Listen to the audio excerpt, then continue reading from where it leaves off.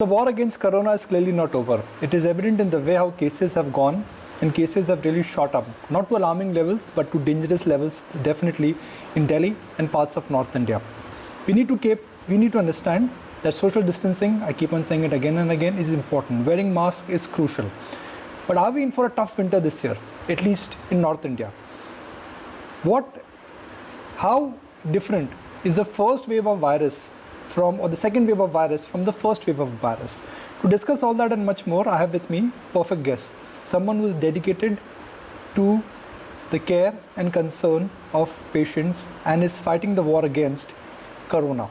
Dr Mrinal Sircar, Director with the Pulmonology Division and Critical Care Head with Fortis Noida Hospital, joins us now. Mr. Sircar, thank you very much on behalf of everyone from ET Now.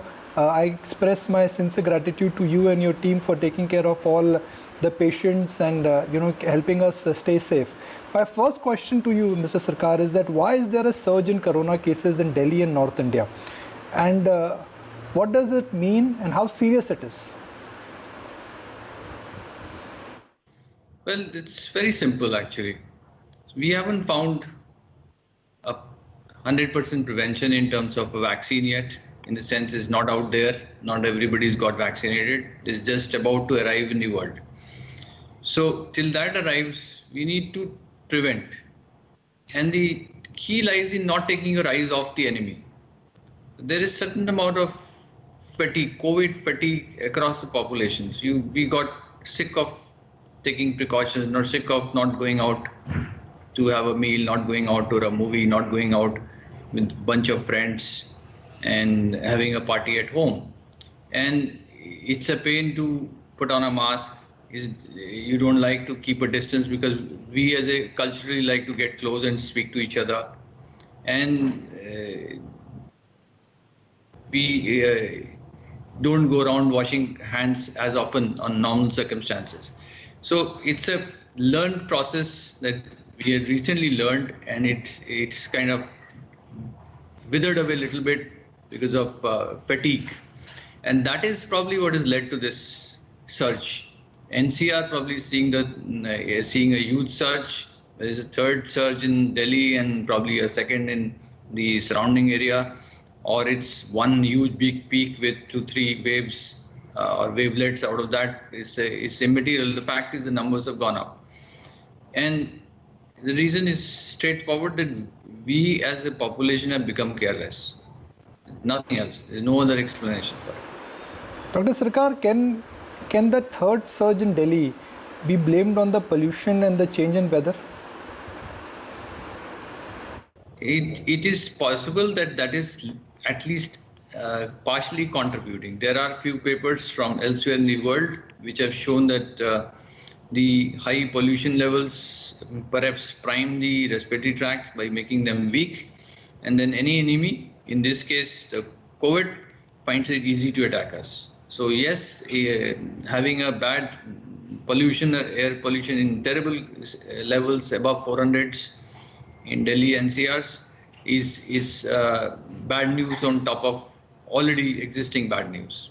So it may be contributing, but it's pollution has been there year in and year out. And of course, we need to sort that out for various reasons. But that's not something which is going to happen instantaneously. What can happen instantaneously is we wear masks, we wash our hands, we do social distancing as is needed at this hour. How is the second wave different from the first wave? Medically, what are the differences? How is the infection rate? Is the spread slightly more dangerous? Can you throw more light on that, please? I think the numbers are more. This, of course, the government statistics will tell you more, but this is impression of a clinician and the number of phone calls we receive non-stop for people seeking beds. And perhaps we are seeing sicker patients, because the ICUs are getting filled up, and once they get filled up, the patients aren't getting better quickly. They are taking much longer to get well. This is our overall impression, and also when we chat among of the official channels amongst various critical care persons across the NCR, etc., everybody has an impression that not only the numbers are high, that probably the patients are sicker.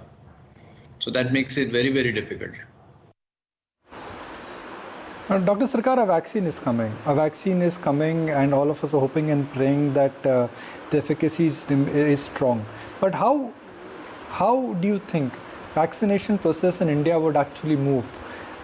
We have a large population, distribution could be a challenge, mapping could be a challenge. Do you think vaccination in India is going to be difficult? It's not impossible, it will be difficult. It could be an Herculean task. Absolutely. I think it will be a Herculean task.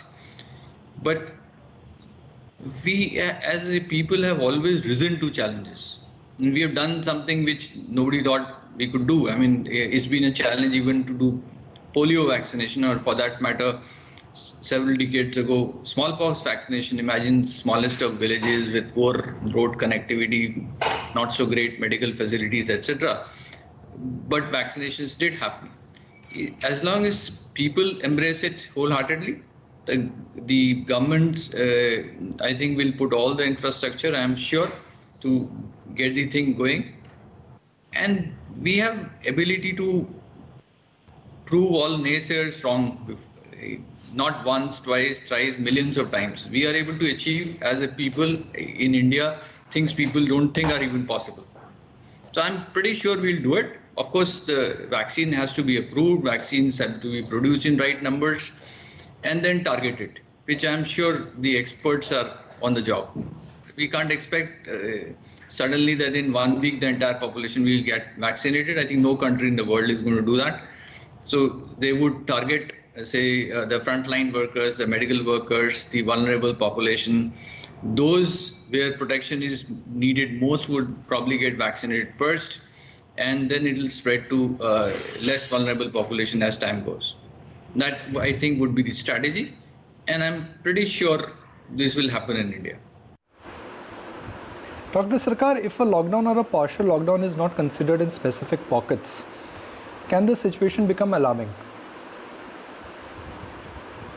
See, lockdowns were important initially because the medical infrastructure had to be in place. The even basic gears like PPEs and masks and all that were not adequate. And it was a shock treatment for the entire population for their education.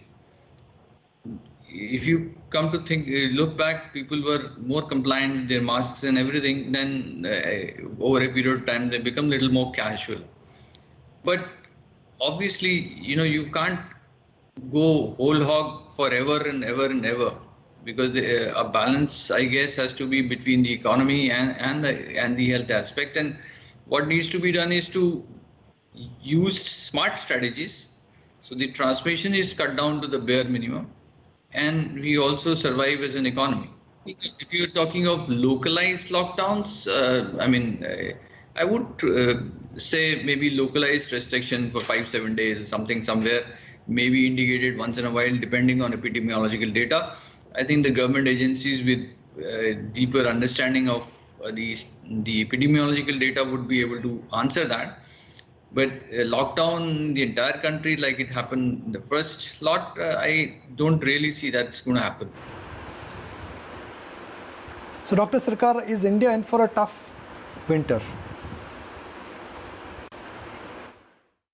I think, again, something we really don't know, because many viral diseases are worse in winters. The pollution levels are worse in winters, but we don't know whether COVID would behave the same way.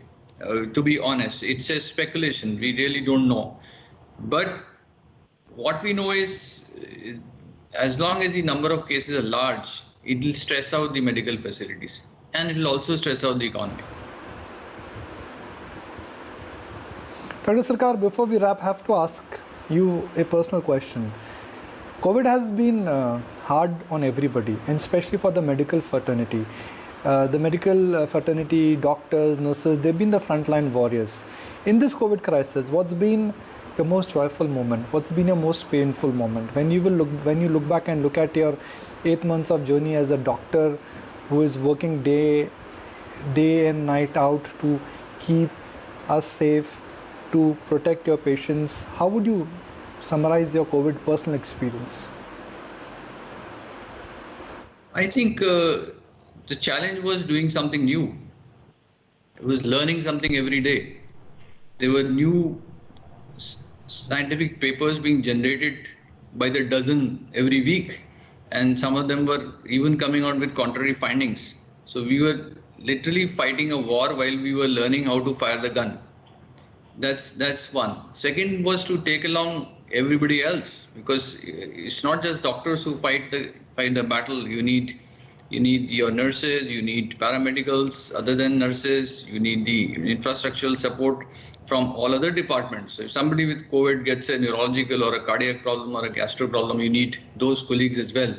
So taking everybody together and working as a team was a big challenge. It was both extremely stressful and also extremely enjoyable, because once you surmount a mountain, you get a satisfaction. Of course, the biggest satisfaction is once we are able to see the same patient recovered and coming back to us in the outpatient. Dr. Sircar, really appreciate your time. Thank you once again on behalf of everyone from ET Now for your time, and thank you for really taking care of your patients and doing your best to keep all of us safe.